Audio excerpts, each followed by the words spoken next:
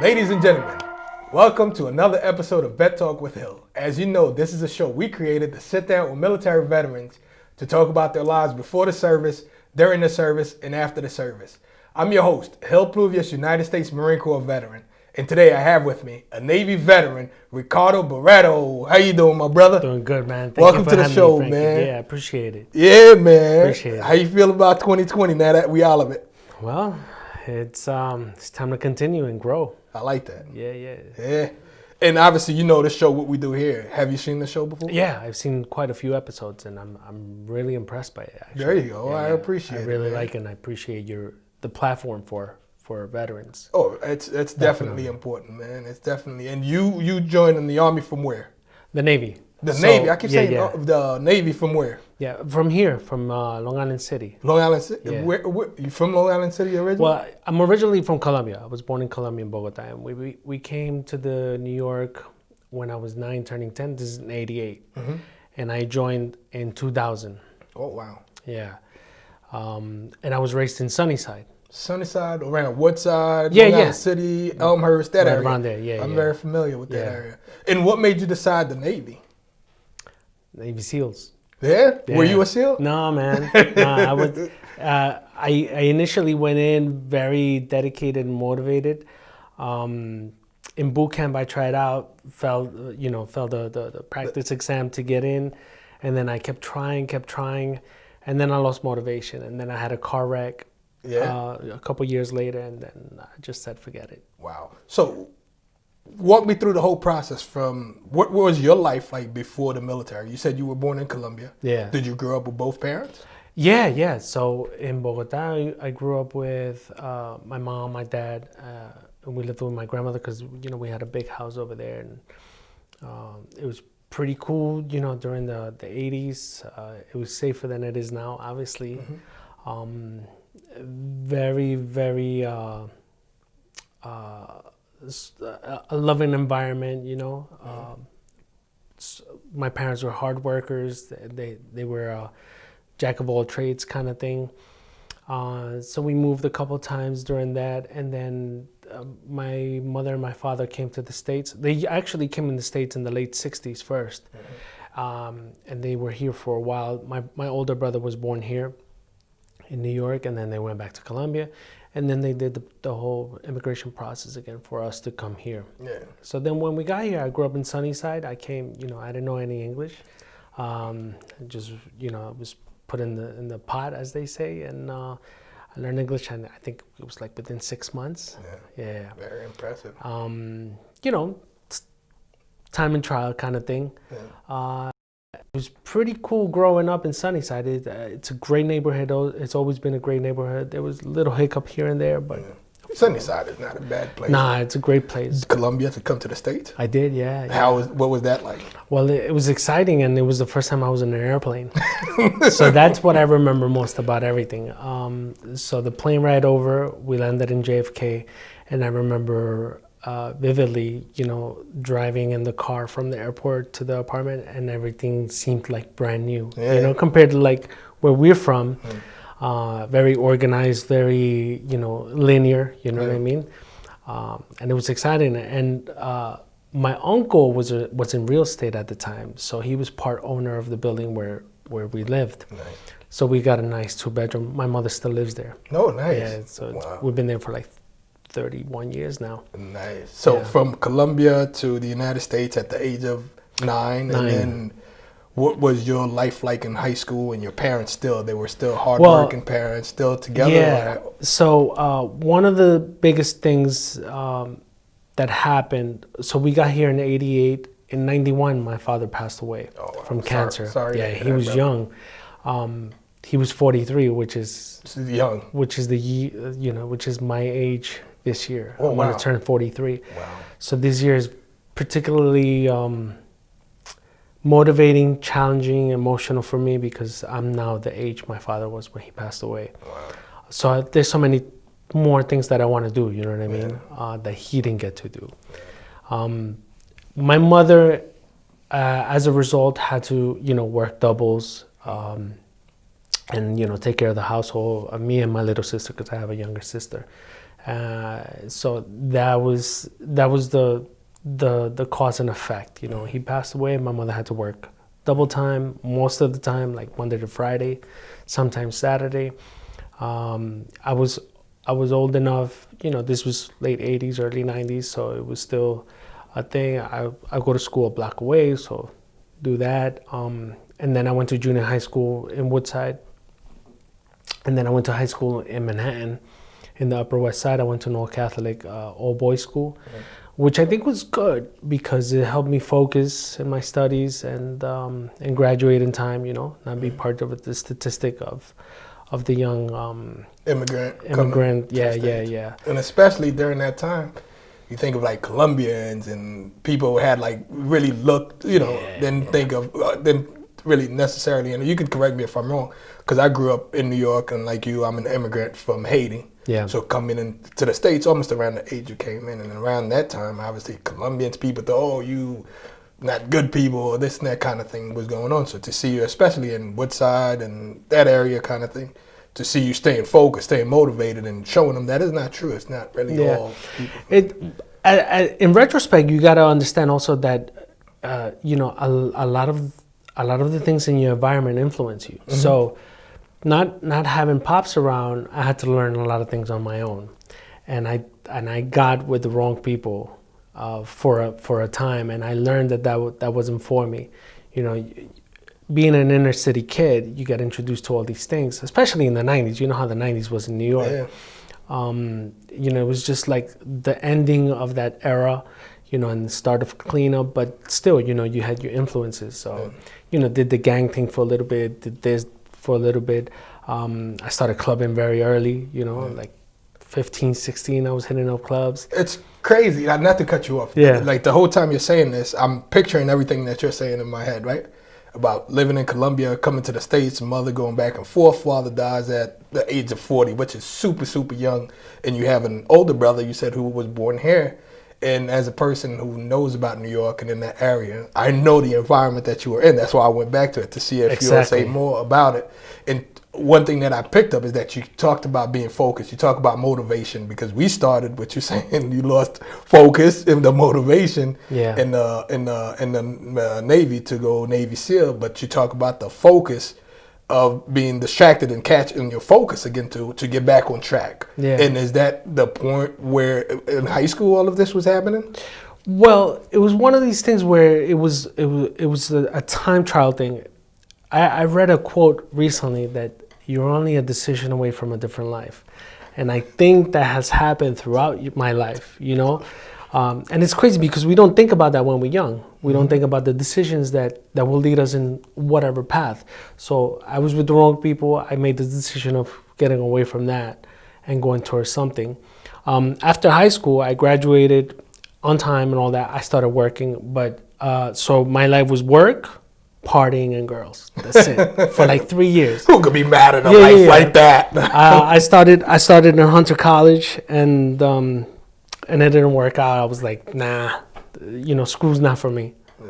You know, I was 18 at the time. So all I was interested in was something because of the environment, you know what I mean? Because of the people I was surrounded with or by. And then one day, December of 1999, it was December 14th, I was like, I'm gonna join the Navy. I went in the recruiter and I was like, yo, I'm ready. Let's go. You just woke up and said that? Yep. Wow. It was a matter of a day. Yeah. I went in, I was like, listen, I want to sign up there. He was like, hold on. What do you, there's things we need to do. And I was like, all right, what do I need to do? He's like, all right, you need to take an ASVAB. Took it. Bet. What do you want to do? I was like, SEALs. He's like, bet. You know, at that time, you didn't sign up for SEALs straight away. Like now they have their own ranking. Yeah. Their own speciality. Before, you had to do something that was relevant to that. So I picked aviation ordnance. You know, you have gunner's mate, you have for people who don't understand aviation ordnance, or were you loading the So I worked with everything that had to do with weapons and their systems for airplanes. Meaning like fixing the weapons itself, or loading the ammunition and the missiles and so on. There's different. So when you go on an aircraft carrier, there's There's a department, weapons department, and then there's different divisions. So usually in an aircraft carrier, you have 5 divisions in weapons. So you have G1, which is all support equipment and loading up in the flight deck, right? You have G2, which is all small arms, the armory, things like that. And they also, at that time, they had I can't remember the rate. It was something like minesman or something with mines, right? Yeah. And then G3 was all bomb assembly and storage. And then you had G4, which was elevators, forklifts, and G5 was which all administrative, right? So I was part of G3. So I did a lot of bomb building, some reprogramming for some types of missiles, and we would send them up to the hangar bay, and then the hangar bay, another division picks it up and brings it up to the flight deck. The flight deck handles there. So that's how it works out in an aircraft carrier. So I picked weapons because it would be aligned with me going to SEALs, but that didn't work out, whatever. So I did that. I went to Virginia my first few years. Now, before we talk about Virginia, we talked about you coming to the United States, seeing everything for the first time. Now, tell me about the time that you landed in boot camp now. Was that any different for you? Whoa, what is going on here? Well, it was strange. So I did that December 14th, right? I took the ASVAB and all that. He's like, when do you want to leave? I was like, January. As soon as possible. He's like, January 4th, you're out. I was like, good. We had a family reunion down in Florida with all my family, my grandmother, my uncles, my mom, everybody. And I told them then, I was like, I'm leaving. And everybody was like, what? Like, what do you mean? I was like, I'm leaving. So that was it. I went to boot camp in Chicago, Great Lakes, in January. Cold, man. I was working security prior. I was working for UBS in this company called First Security, and there were veterans there. So they knew I was going to join. So they gave me like tips of like, you need to stand, like this is how you stand in attention, this is how you respond and all that. So it was easier for me because I'm very adaptable. Like I adapt and I play the game. I've always been like that, very adaptable. And I understand and comprehend very easily the first time I'm told something. So I went to boot camp, did my thing, joined. It wasn't as difficult as I thought it would be. There were challenges being away from home because this was the first time I was actually away from home and away from my mother and my younger sister. So those were things that were in my mind. But again, I was very adaptable. So I did boot camp, graduated. The day I graduated boot camp, I went to my technical school down in Pensacola. I did 2 months there. That's nice. Pensacola, Florida. Yeah, it was good. I came back for 2 weeks. And then I showed up in my first command, which was it was the George Washington down in Norfolk, Virginia. And a week later, we went on a 6-month deployment. Obviously, boot camp, and then you go to your school, and now you say 6 months later, you're off to a deployment. Yeah. So we did a deployment in the Mediterranean and Gulf, the Persian Gulf. What year was this? This was 2000. 2000. Yeah, this was June to December of 2000, before all this craziness happened, before the world changed. So, new at the Navy, I got to experience a lot of the practices that are no longer around because, things change. But it was the sort of like the hazing was phasing out, but I got to be part of it, so I felt like the brotherhood. You know what I mean? There's certain things that obviously are acceptable, and certain things that they get out of hand, and that's why the culture has changed. But we hit up some real nice ports, man. We went to Turkey, Greece. But I know what you're talking about as a Marine, and obviously we have a civilian audience as well. Yeah. And we want to talk about the Navy. You spent a lot of time on the ship. So your deployment was on a ship. Yeah. So living on a ship is pretty much like living in 2020. It's quarantine. You live with the same people. You eat with the same people, you sleep with the same people, you exercise with the same people in the same place, day in and day out. And what are the rooms like, the compartments where you sleep? It depends on the divisions where you sleep. It depends on the manning. I slept in a berthing, it's called a berthing, with 130 people. So they have these bunk beds that are 3 high. They're called coffin beds because you lay on them and like if you lift your hands, like your hand is going to touch the next one up. You know what I mean? It's 6 by 3. So it's, you gotta adapt. If you're tall, it's a hard time. Jesus. Yeah, it's a very hard time. And how are they stacked? Like 3 or 4? It's 3 high. 3 high. So one is right here on the bottom, on the Almost floor, on the floor. floor level. The other one's like about waist level, and the other one's like about the level of your head. And each one, it could open up, and it has little compartments for everything, like for your uniforms, for your toiletries, for your personal stuff. And then you have little stand-up lockers. Yeah. Very limited room. And it's very challenging when you live with people from different backgrounds, from different cultures, from different points of view. You learn how to. What would you say is the craziest thing you as far as culture or different background and so on? Just talking to like fellow, service members on the ship. I think the craziest thing that I could remember is meeting someone. I think he was from Wyoming. I want to say Wyoming. That he had never seen a person of a different pigmentation before joining the Navy. Like he saw them on TV, but he had never seen a black person or a Latino or a Filipino, nothing. It was just, he came from a town of like 500 people. Yeah. So he was never exposed to that. Yeah. And he told me, he's like, yeah, I come from this little town. We've never seen anyone that looks different from us. And I thought that was wild because it just shows how vast the United States is. Mm-hmm. And how much diversity there is, but also how limited it is in some places. Yeah. How it hasn't touched certain places. And do you think that had an impact on him in a good way or in a bad way? Do you think he was one of those, oh God, keep away from me because no, it was good. It was good for him. Yeah. There were other folks that I experienced different things. I'm telling you, there's people from everywhere. Yeah. And people from like, I met a kid that was very, his parents were very wealthy, so it wasn't necessary for him to be in the military, but he was doing it because he wanted to. He loves his country. Yeah. There were other people that served because all they want is educational benefits, right? Don't we all? There were other people just to get away from whatever was the hood life, which also it transcends into the environment. Like okay, you want to be gangster, but this is not the place to be gangster, But then you gotta sort of like, all right, figure it out. You feeling froggy? Let's jump. Yeah. You know what I mean? I had a girl who was the same way, and she was Hispanic, but she never saw a black person outside of TV. She ended up marrying a black guy, had a black baby. And she told me like she never saw a black person before. I was like, what?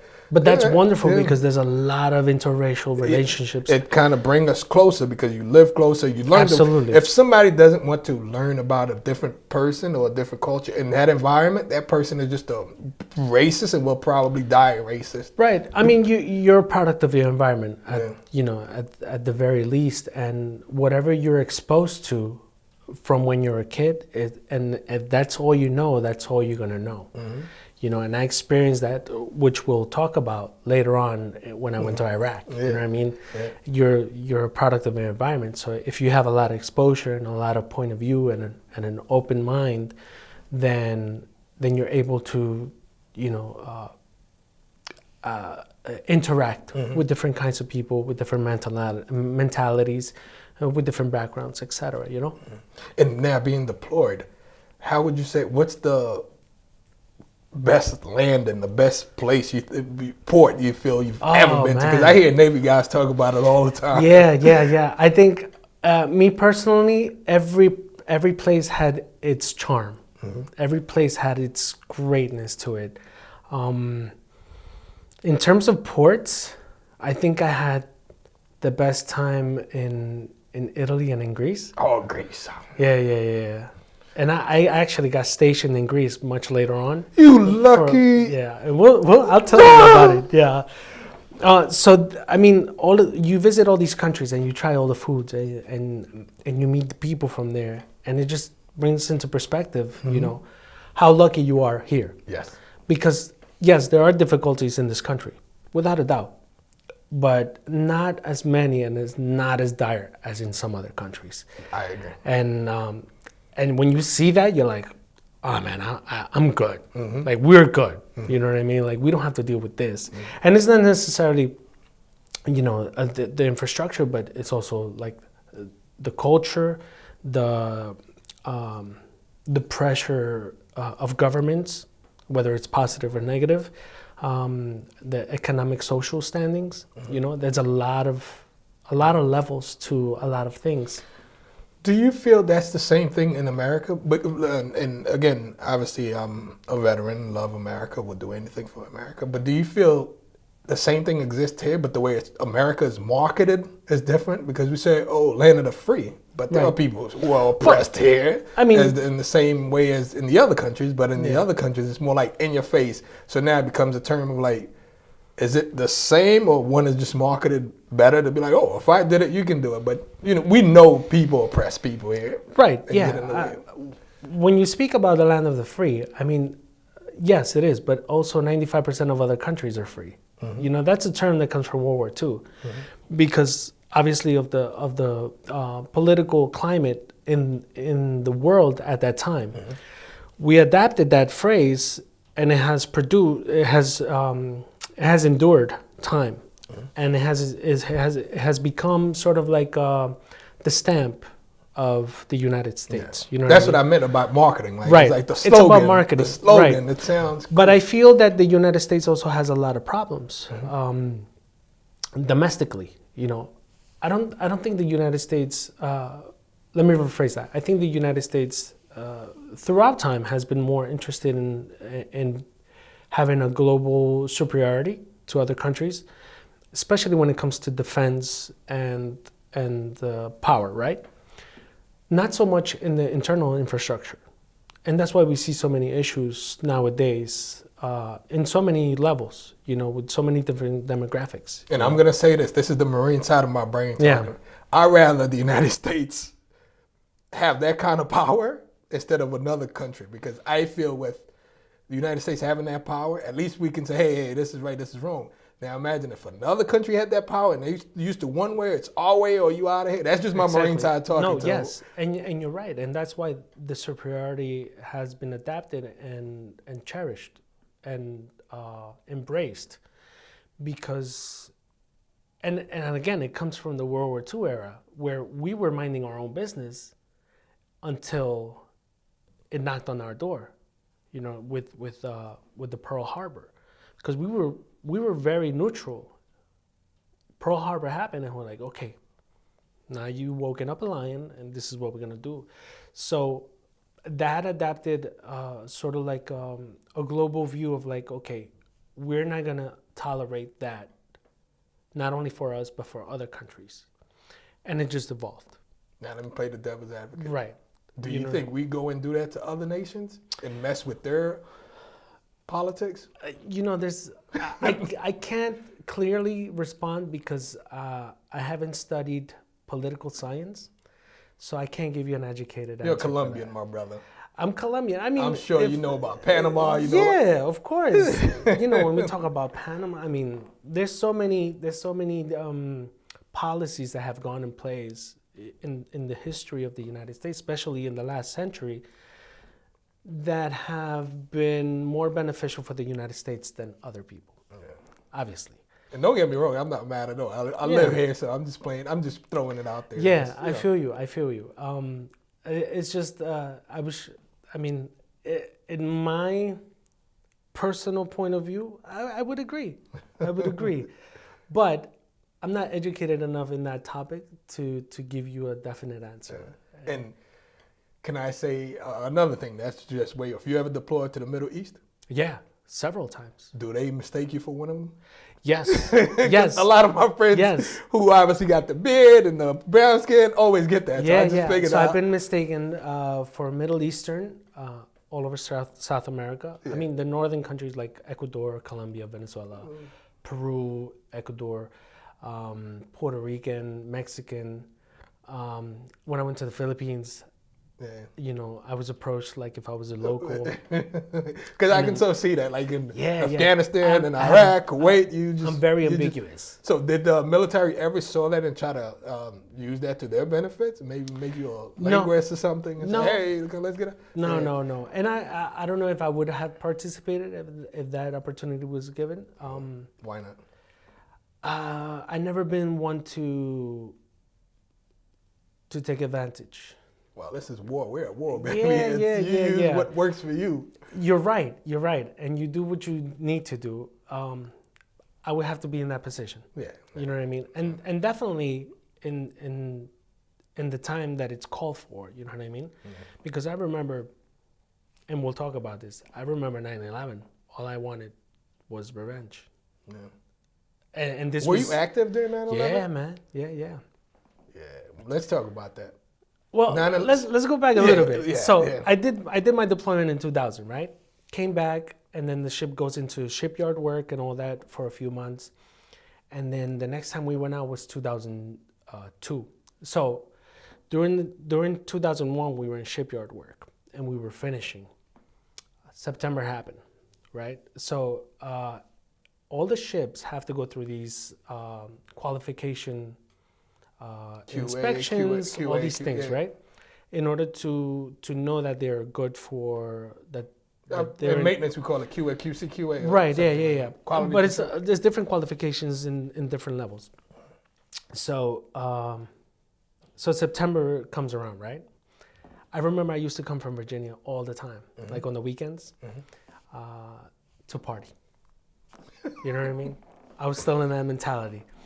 So I remember that weekend before 9/11, that happened on a Tuesday. I was at the Twin Towers. I was there and I looked up and I was like, man. You were in September 11th? No. The weekend right before. Yeah, okay. Right? Yeah. So then Sunday night comes, I drive back to Virginia. And then on Monday morning, we went out for an exercise for a week. We were supposed to do some exercise for qualification for our future deployment. Was it land or sea? It was sea. It was off the shores of Virginia. And this is in the aircraft carrier. So Tuesday morning comes, we're in a production meeting in our own office for our division. And I remember some kid opening the door and he comes in, he's like, oh, we're going to war. Like, and being in the military, all the superiors are like, what are you doing? Like, shut your mouth, get out of here.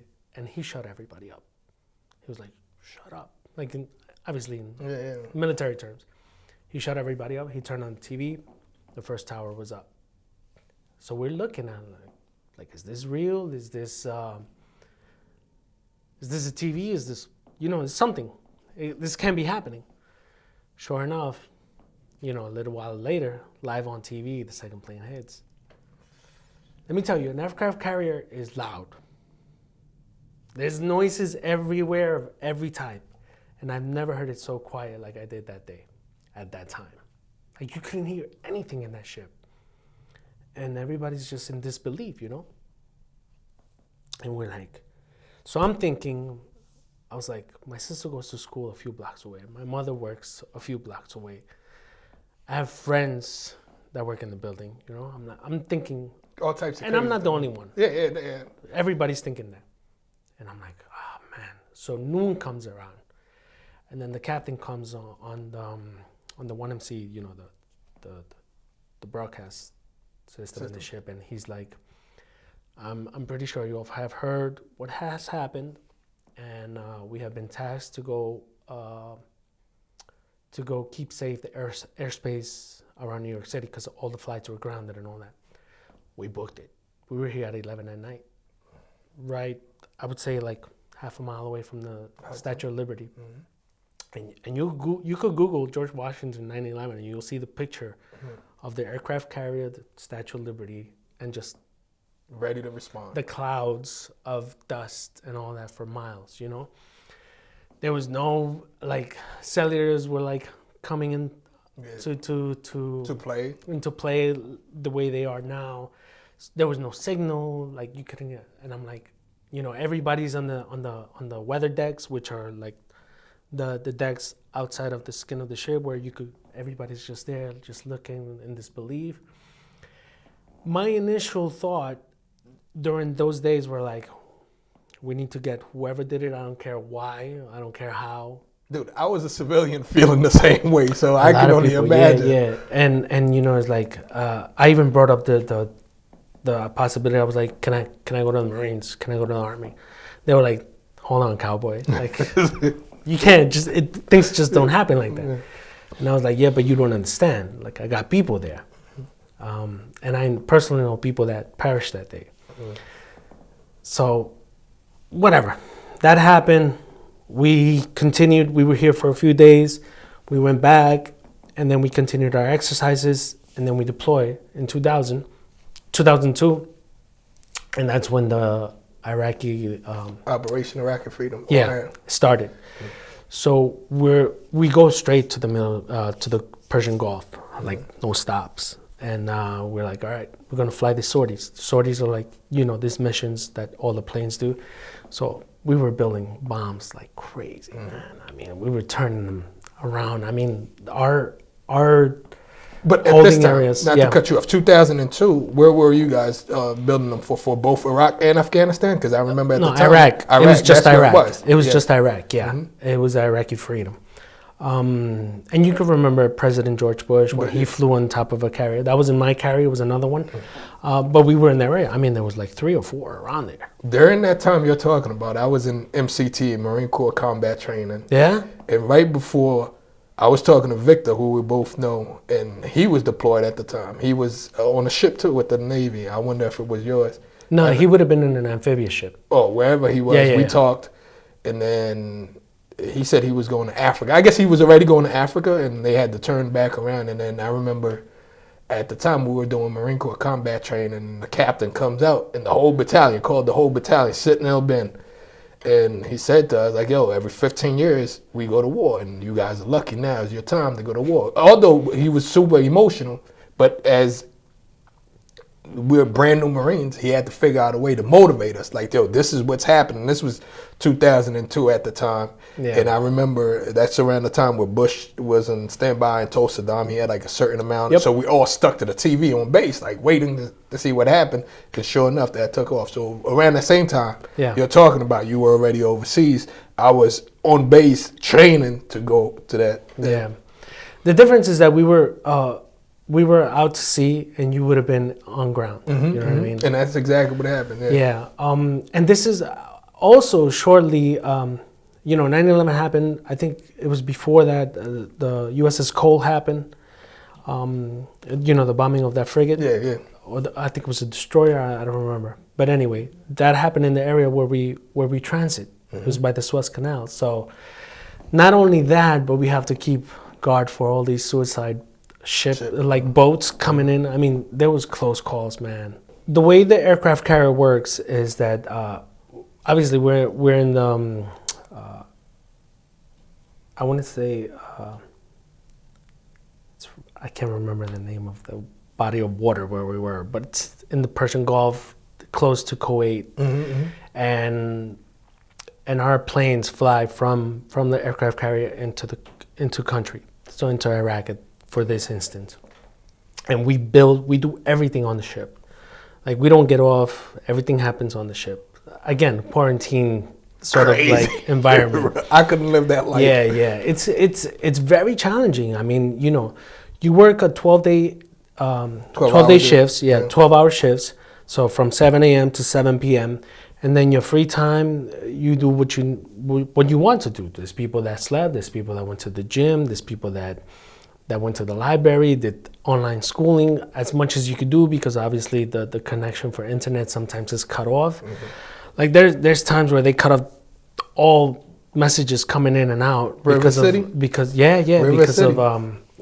for... What do you guys call it? We call it River City. River City, River City. River City, for civilians who don't understand, is like if ever something important is happening, we don't want the outside world to know about it. Because for us in Iraq or Afghanistan, if ever one of our guys get hit or get killed or something, like before we notify the family, we just cut off all the internet so no one And talks not only about that, but so certain individuals can't say, oh, we're here doing this. It's for operational safety, So information that doesn't get leaked that might get picked up by the other side. You know what I mean?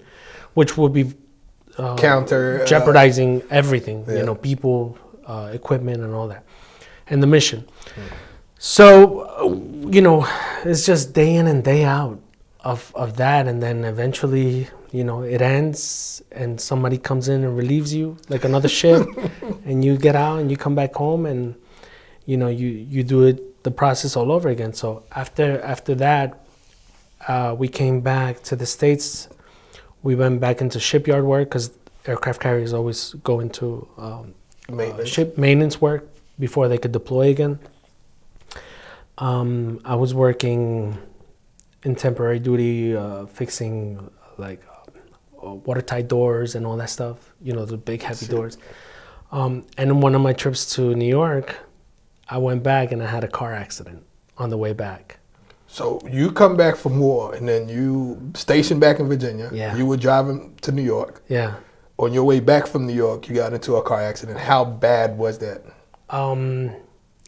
So I drove up with a friend that worked in the same division as me, and we waited until like very late on Sunday to go back with very little sleep.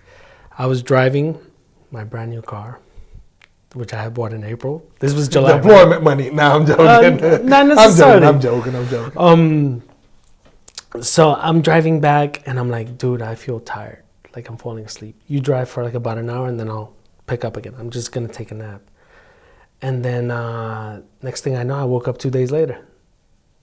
Yeah. Wow. So I had broken ankle, broken shoulder blades, broken ribs, collapsed lung, hairline fracture to the skull, shattered fingers.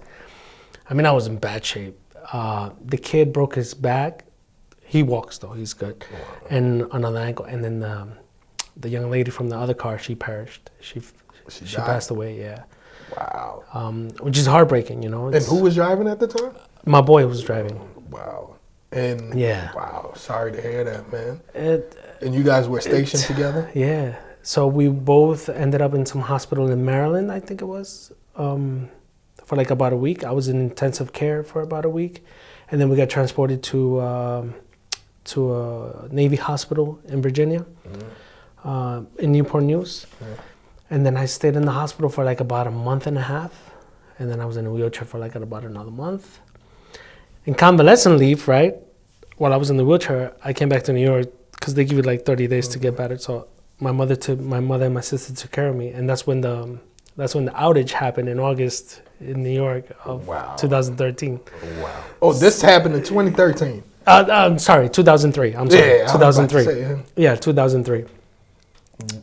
So anyway, eventually. And then before we jump into that, I'm going to ask you only if you want to answer. Are you okay though mentally? Because obviously with the car accident, obviously being in the Navy and the person who served as well, I know stuff hit the bladder. I know like on base you're already worried about that. Waking up from a coma 2 days later, having to worry about that, your friend who you was with is injured and somebody died. I imagine that plays a lot with your mind mentally. It does. Where were you mentally, and where are you today? Definitely at the time I was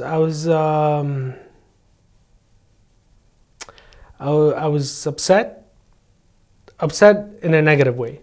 You know what I mean? Like why? You know what I mean? Like I was in such good shape, but that helped me heal faster in retrospect. And you know, my boy. It really isn't his fault. It was like, we could have done so many different things. Yeah. A decision that will change your life. You know what I mean? Those things.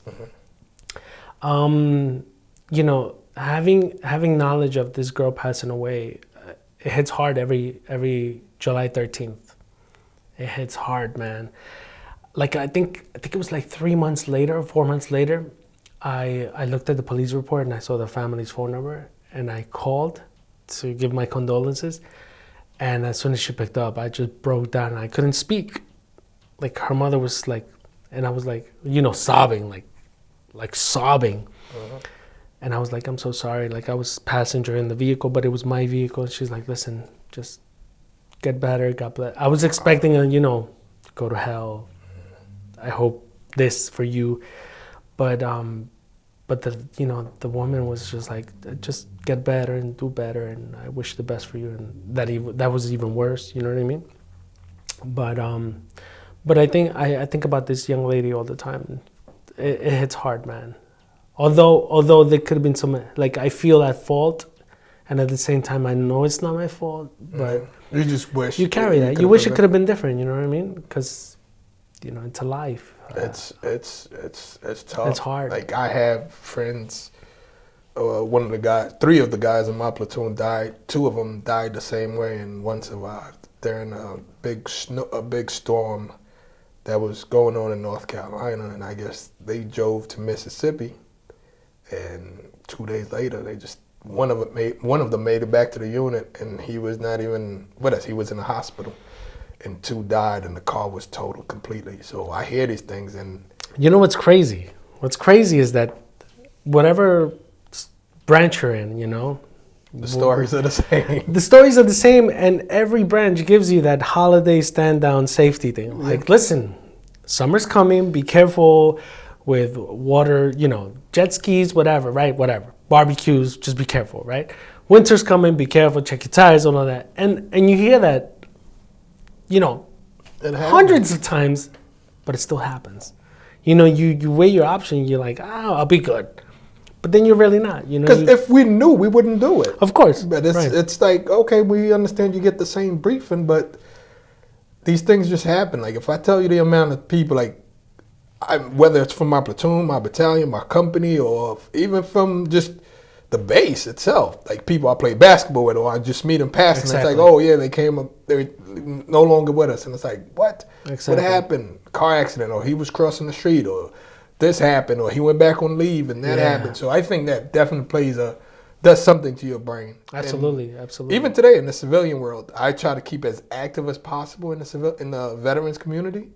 My friends are still passing. People I know, just yesterday, I want to say last night, one of my friends just called me and asked me to check on another buddy, just to, because two of the guys that he served with just committed suicide. And I was like, Jesus Christ. And, we can try and say as much as we can, but we can't really, it's not, like, I don't understand what I can do differently to help these guys understand. And it's not only that these accidents happen, but you're also dealing with the suicide, which is a big thing in our community. And this huge. Is why I think this show is important, to sit there and to talk to veterans. Like, talk to me about you. I know there are things in there that we need to talk about. I know that because there are things that I need to talk to people about. Yeah. So it's one of those things, bro. Like, it's tough, and also it's because of the environment that everything plays an important factor in our psyche. You know what I mean? There's things that we have experienced being from another country that are like, men do this and men behave like this. You know what I mean? And then you go to the military and it's like, men do this, men behave like this. And on top of that, military does this, Marines do this, other people do this. Exactly. So it's layers on top of layers. So there's layers. So then you're like, all right, I don't want to not be that. So I rather, like, there's things that I like to deal with on my own. And slowly I have become more open to sharing. And it's helping a little bit, but still it's like, it's messed up, man. Yeah. It's messed up because you win, but you don't win. You know what I mean? It's Do you find it easier to talk to veterans? It depends on the veteran also, because there's everything hits different for everybody. You know what I mean? I've dealt with death up close, far away. You know what I mean? And I think it's been impactful, but then some people have and they don't care, or they don't have that. It's not that they don't care. I shouldn't say that. It doesn't hit them the same. You know, it's just like anything else. So it depends. There's things that we could have in common, and also the point of view of it. You know, like you know, being a Marine, like, you know, if you have to take a life, you know what I mean? In those things, like, yeah, you have to. And some Marines will be like, and I'm not generalizing, I'm just saying that it might be the case that, well, I got to do what I got to do. It's either him or me. But then other people might have a conflict with that. Like, I don't want to do that. You know what I mean? Like, I don't want to get to that point. But when you're in that situation, it's like, do you have any other option? Like, there's no time to think or to weigh your pros and cons. It's just action and reaction. And it hits different for everybody. And that's why we have so many cases, like you mentioned, with suicides and all that, you know. When I worked for security, right, I worked for this great guy, ex-Marine. And, you know, no Marine is ex, I'll just... with this Marine, Former Marine. Former Marine. Okay. My bad. And great guy, very knowledgeable, very people person. And I found out on my birthday a couple years ago that he took his life, and I was just like, I was distraught because I was like, I just spoke to him not too long ago, like, hey man, what's up? How you doing? And he's like, good, man. There was something with him, in him, that drove him to that point. And I don't care what they say, man. It takes courage. You know, people might see it as being a coward move or whatever, but I think that's the highest level of courage. Being able to do that and take that step, I think but it's devastating, you know? It's courage. You may look at it as it takes courage, and I'm trying my hardest to not make it sound like we're promoting that. No, absolutely not. And no. I guess what you're saying, like, it takes a lot to feel like this is the end of it. Yeah. And I agree in that aspect, but I think it takes more courage to know, like, yo, this is my end. I'm going to reach out to somebody. Yeah. And I say that simply because I know there are times where I feel like my back is against the wall. I feel like I have the whole world is closing in on me. But I always know that we go back to every day above ground is a good day. So I know, like, as long as I have air in me, I'm still breathing, I can keep going. And that's one of the things I try to promote and try to help veterans understand. Like, it's okay to pick up the phone and call somebody and say, hey, this is what I'm dealing with.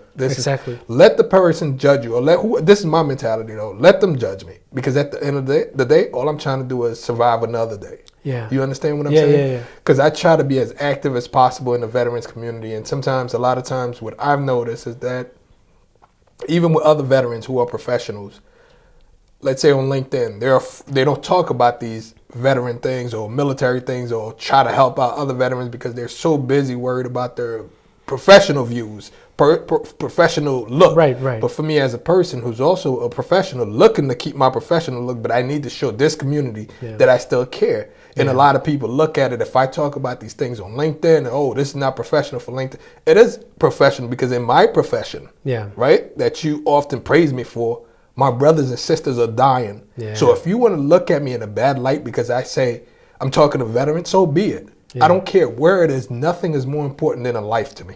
Absolutely. And especially a person or people who have put their lives on the line for the great nation, for you to have your professional job. And I mean it with civilians as well. I'm always going to talk about suicide prevention. I'm always going to talk about veterans. Pick up the phone. I don't care what setting we're in. Yeah. For you, it's a great setting because it's your job. You focusing on your money and this and that. But a lot of those veterans who are your neighbors who sit next to you at your office are going through the mental health issues. So I think that also plays a part where these guys are afraid to speak out because they're afraid people are going to judge them. Yeah. And I am so thankful that I don't have that problem. I know there are times, my brother, I can't say that I've contemplated suicide, but there are times where I feel like, yo, what is the next step for me? I'm stuck here. One thing all the time because of being in Iraq. And you see all these things and everything that is going on, even on base. You get attacked. You get, this person I was with yesterday, they got hit on the IED and this and that. And I remember this guy was a corporal and one of the guys who used to work under me, not under me, and I hate to use that term. I was his corporal and he was attached to QIF and he was on a convoy and they found a bomb, an IED like this big and under him, and he came back on base and it was hours later. The guy was still sweating, explaining it to me, you know? And it's like, just like I was talking to him now, he could have been gone. So all of that plays a trick. And I know I still have to keep my head on and help him figure out a way to keep his head on so we can get the job done, right? Yeah. And there was a time I felt like I was becoming used to people dying. I thought it was normal, like too normal kind of thing. Yep. So am I desensitized? So I had to ask myself all this questions. So I started working with the DOD as a contractor. So I spent a lot of time in Iraq, Kuwait, and Afghanistan. My last year in Afghanistan, I watched an airplane blow up in the air in front of my eyes with 8 people dying in it. And to me, it was like, okay, this happened. I take it in. Hell, keep your head strong. Regular, go back to work. The next day, I was in a helicopter. The day after that, I was in an airplane. And it's like, if I becoming desensitized, like if I'm like, because we used to joke a lot. You be in Iraq, IED come in. If you can hear it, it'll hit you. If you ain't dead, you walking out, keep it moving. And it's like, whoa, we don't need to behave that way, kind of thing. Well, under normal circumstances, you don't. Mm-hmm. But when you're in the environment, you have to, because if you're stuck, that could get other people killed. Yep. And it could be more jeopardizing for everybody else. So the level-headedness, as they say, comes in. You know what I mean? I dealt with everything you've dealt with, man. And yes, you feel against the wall.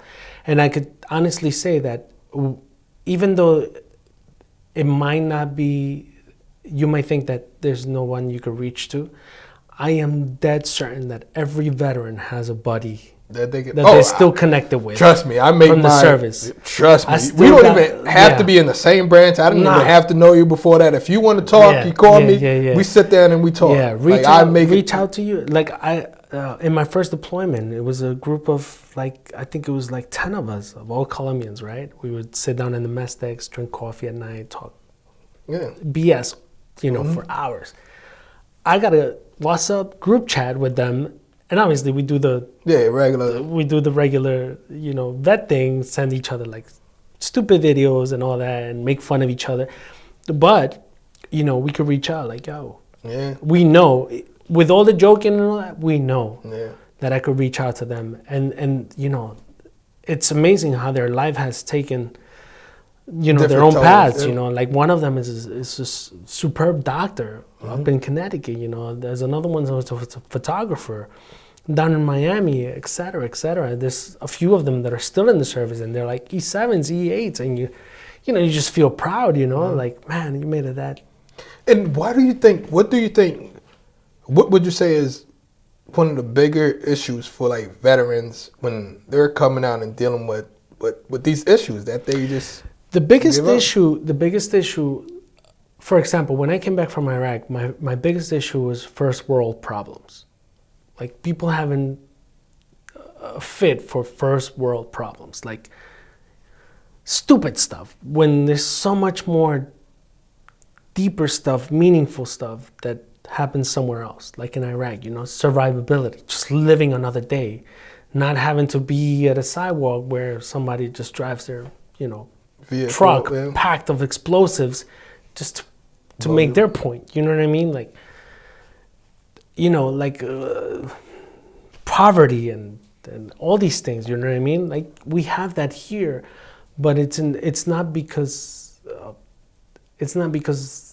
of the difficulty of war zones. It's the difficulty of psychological and economic problems. But that can also take a big toll. Let me just ask, and I'm just glad that I'm not one of those guys. You come back to the States after the military, you can't get a job, you don't have an education, you got your last military paycheck, no one think you're hireable or you have skills that they want or need, and now you feel like you must start all over, and then you're broke. A lot of times, sometimes some can start drinking and start doing drugs, and you don't have the family support.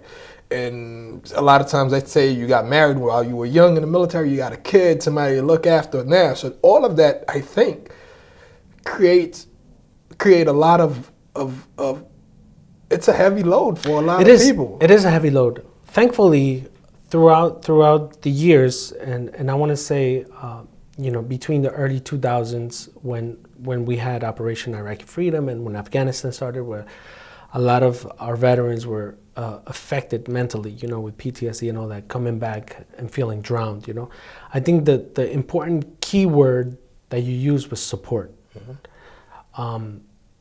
And we might feel that we're alone, because a veteran can't explain to a civilian or they could, but they will never understand. It doesn't matter how you picture it. It doesn't matter how you draw it. I agree with you 200%. They will never understand what we've been through, what we've volunteered for, and that's unfortunate. In retrospect, there has to be a support like that.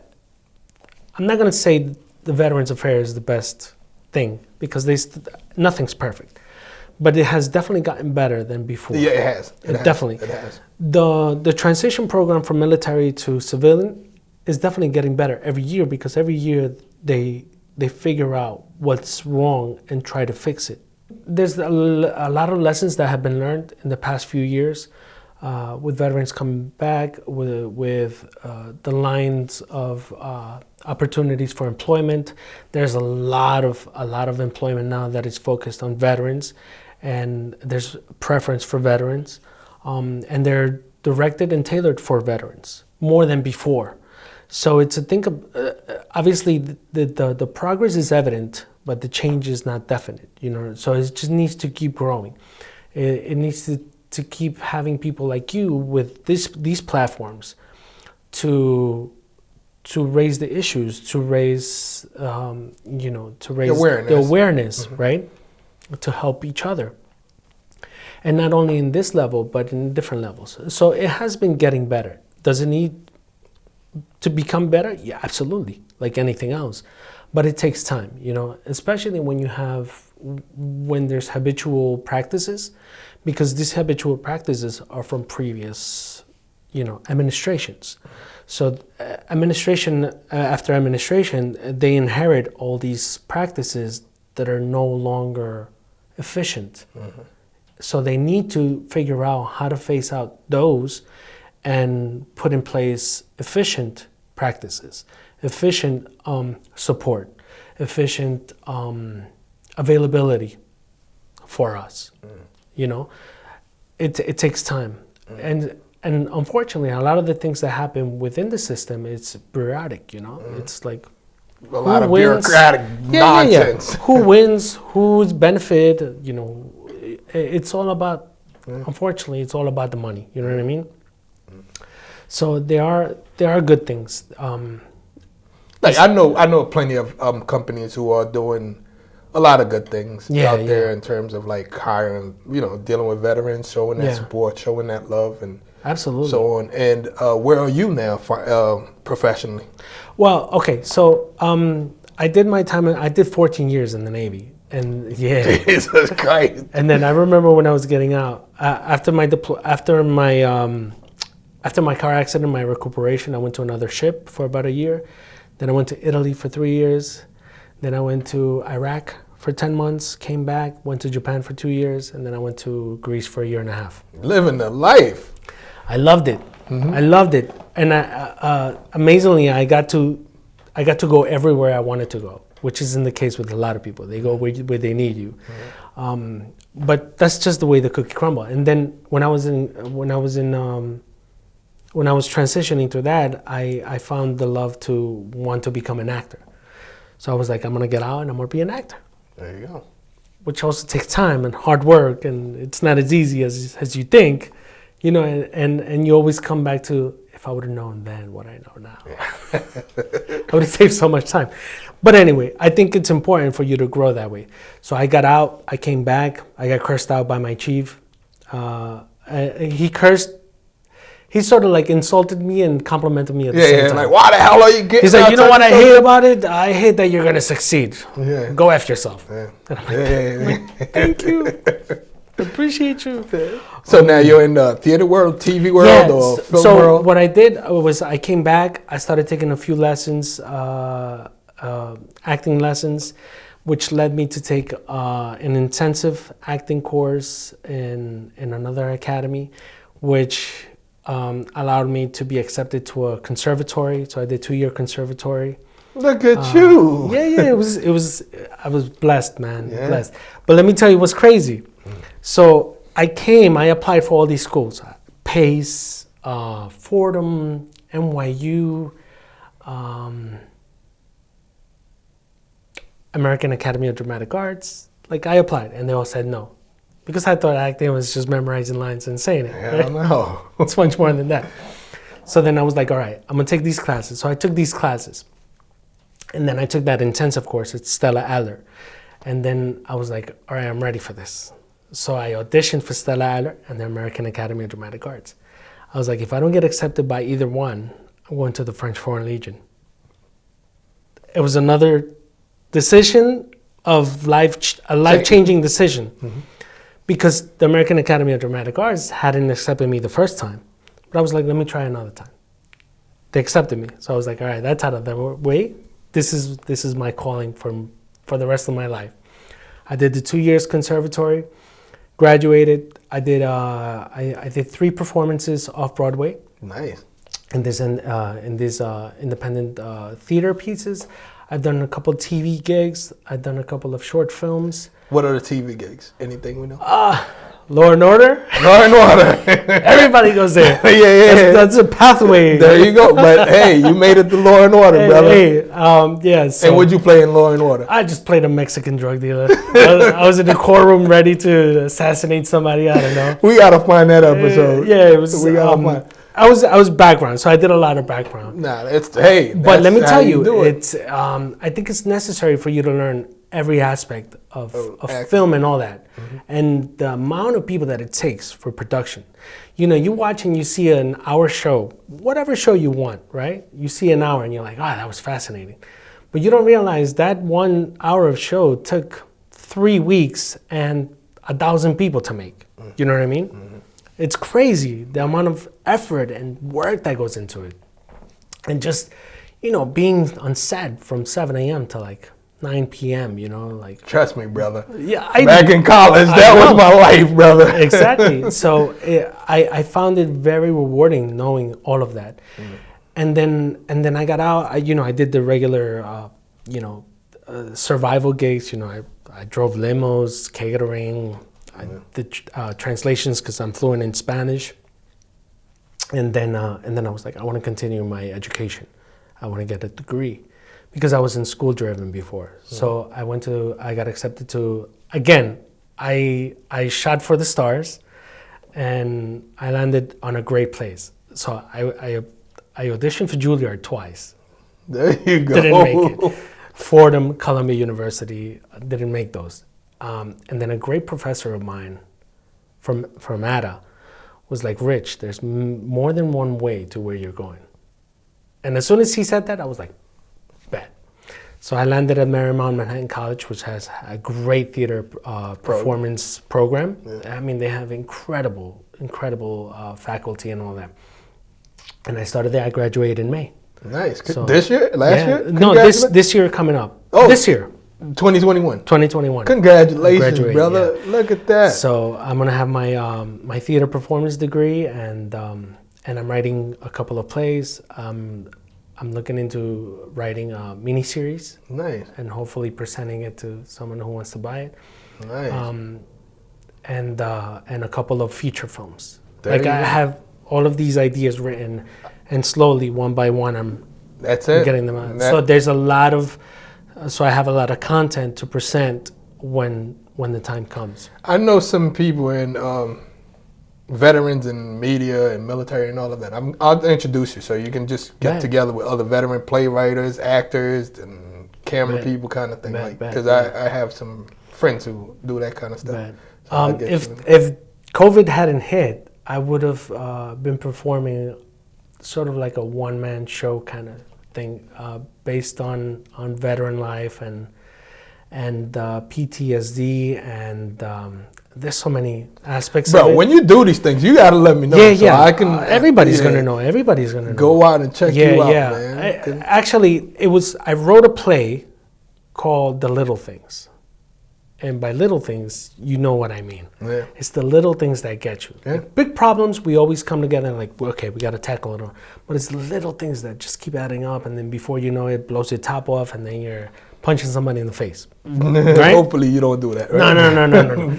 So then I said, you know what? I don't want to do this play out because I saw a one-woman show, and it sort of inspired me to do it as a one-man show. Yeah. So I rewrote it. And then I was like, no, I want to have different aspects of it. So I rewrote it again. So now it's in, I think when it comes time, I'm going to have a table read, have some people collaborate, and then you know, present it. You know? Let me know, man. Anything Absolutely. I can do to help, because Absolutely. I got my one degree was in film. I got one bachelor in film, so we had to do writing, directing, editing, and everything together. Good. Even though I haven't written a script since I graduated college, Right. but if anything I can do to help you, even if it's people that I know that you may want to, you know, just be friends with, to pick their brain and they pick yours, kind of thing. Thank so you. anything I can do, We appreciate to help. that. It's all about growing together, man. And if you decide you want to act, play out on camera before you do it, I'll be more than welcome to come here, and I'll set up the cameras. And I mean, the way things are going, I mean, you know, theater is now digital. Yeah. So everything that you see at home is digital, obviously because of the situation that we're in, which hopefully we'll get out of sooner than later.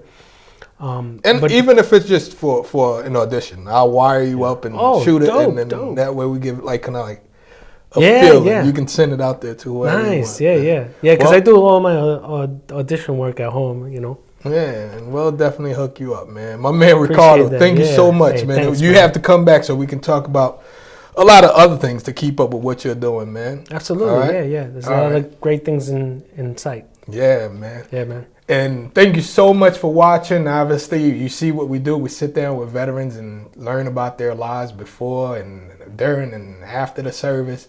And please subscribe to our channel and hit the YouTube subscribe, hit the bell.